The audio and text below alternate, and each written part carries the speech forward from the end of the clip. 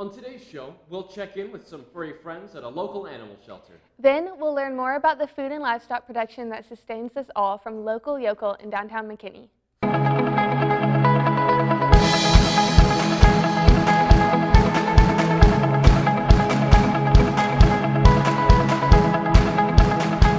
Hi, I'm Patrick Rushing. And I'm Gracie Gustafson, and you're watching BNN. An often asked for gift each holiday season is a new family pet, often a puppy or kitty.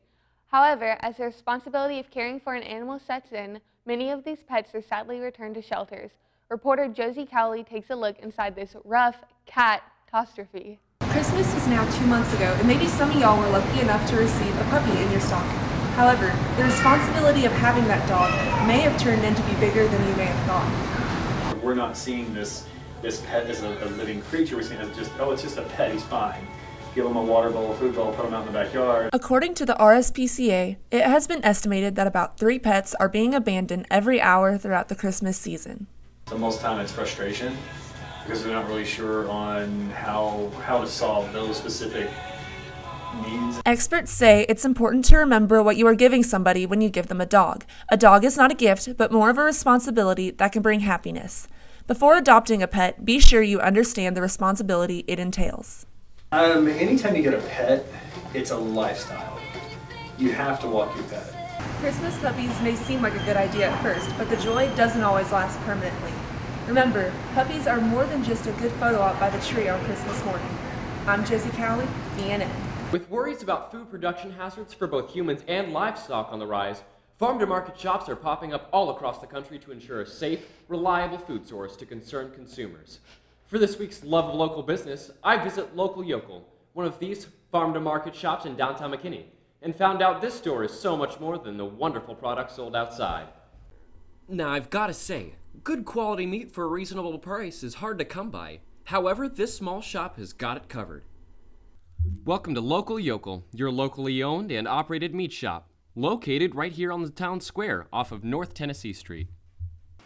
So we've been open for 5 years now. Matt Hamilton and Heather Hamilton are the owners. Matt Hamilton is a rancher owner, local to the area. Basically everything that we do here, clean meats, antibiotic-free, hormone-free. Using only natural, grass-fed meat, Local Yokel is a hit for lots of people looking to stay healthier and for high-quality, family-owned restaurants in the Collin County area.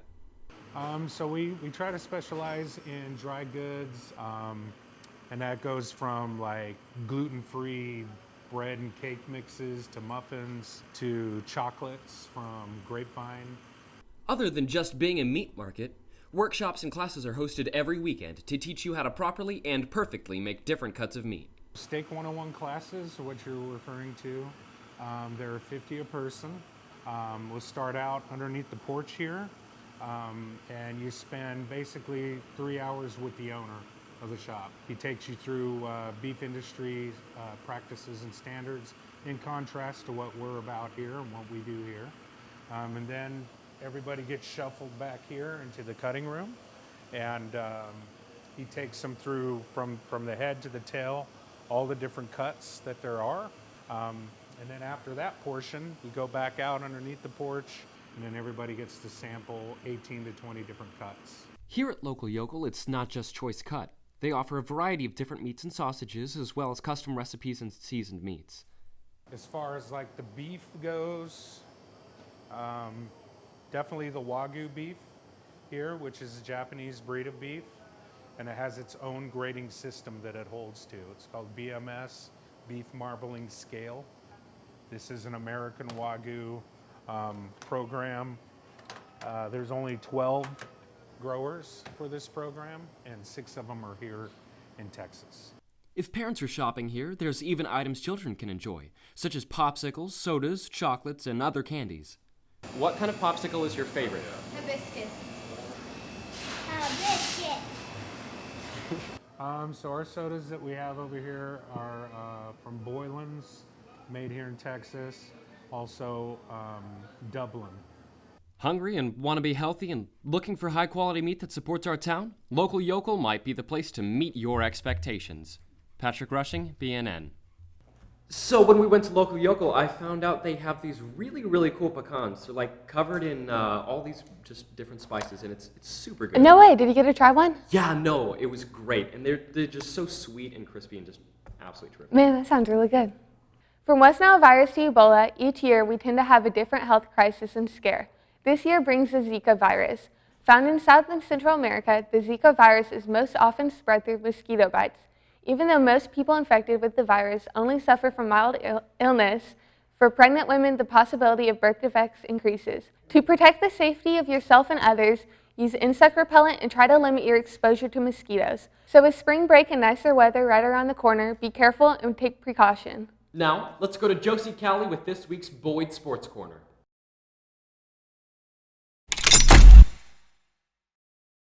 Thanks, Patrick and Gracie. First, I'd like to congratulate 3 of our Boyd wrestlers on making it to state. The tournament was Thursday and Friday of last week. Check the BNN Daily News Bits for more information. All the spring sports are in full swing. From tennis and golf to baseball and softball, the Broncos are taking the courts and fields by storm. Keep watching BNN for more updates on these spring sports, their seasons, and their players. Speaking of which, I sat down with Cody Spitzer, varsity soccer player, who recently signed with St. Edward's University in Austin. Let's find out why he's excited to play at the collegiate level. I'm here with Cody Spitzer. So, how long have you been playing soccer? I've been playing soccer mainly almost all my life since I was about 4, starting with rec, and then moved on to club, and then now I've been playing with high school, so a lot of fun. So, you're on varsity soccer. What's that like to be in that big of a stage? It's a lot of fun, especially when people come to our games and stuff. We play in the stadiums. We play against really competitive teams. We're in one of the better districts in our state, so it's definitely hard. It's challenging, and it's always competitive. So to get to the level where you are now, you've obviously put in a lot of time in soccer. What has really helped you to get to where you are today? Mainly just, loving the game, what I play. If I didn't love it, I wouldn't be, training when I need to, stuff like that. So definitely just having a love for the game, I'd say. And so when you have the love for the game, are there any times where you just have periods where you're going through that are more times a struggle than? Oh yeah, definitely, yeah. But at the end of the day, you just kind of got to take a step back and remember, why you're doing it, and your friends are doing it with you, so, it makes it a lot easier. So what has driven you to want to continue to play soccer throughout college?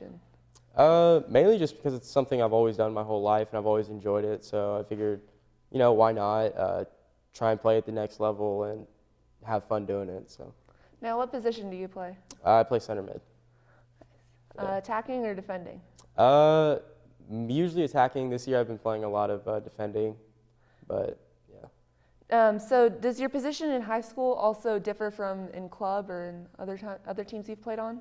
Yeah, every team is a little bit different in formation, positioning. So right now I'm playing about the same position in both high school and club, but next year in college I might be playing something different, so it's difficult to say. So you just signed on with St. Edward's. Are you really excited for that? I mean, that's a really big deal. Yeah, no, I'm extremely excited about it. It's down in Austin. It's a great city. It's a great school, great team. Hopefully we'll be making a run at the national championship through the 4 years that I'm there. So hopefully I can make an impact and make a difference. So speaking of championships and how well the teams are doing, how are y'all doing this season?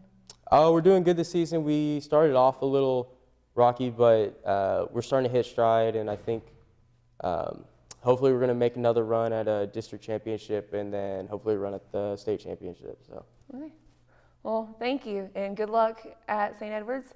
I'm Josie Callie. Back to you, Gracie and Patrick. Now that we're a little more familiar with the presidential candidates, this week's 20 Broncos 1 question took to the Boyd hallways to find out who the students would vote for if they could vote today.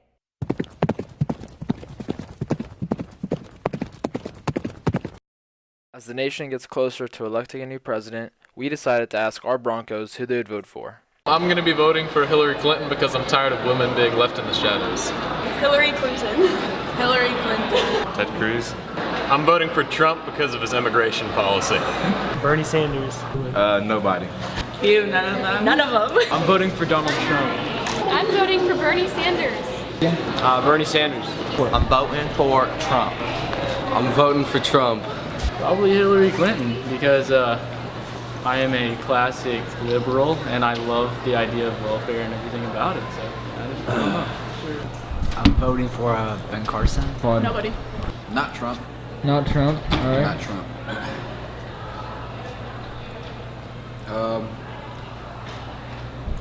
I'd say Bernie. I'm voting for him. See, if it were me, I would have elected myself because I'm great. I'm pretty sure everybody would have voted for me because, well, again, I'm perfect. Trump. Trump. Hillary. Rubio. Who do you think you would vote for if you had to vote today? Well, I mean, I've heard a lot of good things about Ted Cruz, but I mean, I've heard some good things about other people. But, you know, everybody's got their downsides. So Very it's true. Very all just up to true. that. Well, that's all for today's show. Be sure to follow us on Twitter at Boyd_BNN and check out our YouTube channel to watch daily news bits to keep you in the know. Tune into our next show on March 4th as we visit Goody's Candy Store and shop, explore the fashion trends of cowboy boots, and learn about the serious impacts of eating disorders. And remember, news is always stampeding through the halls at Boyd, and BNN has it covered. Thanks for watching and have a great day.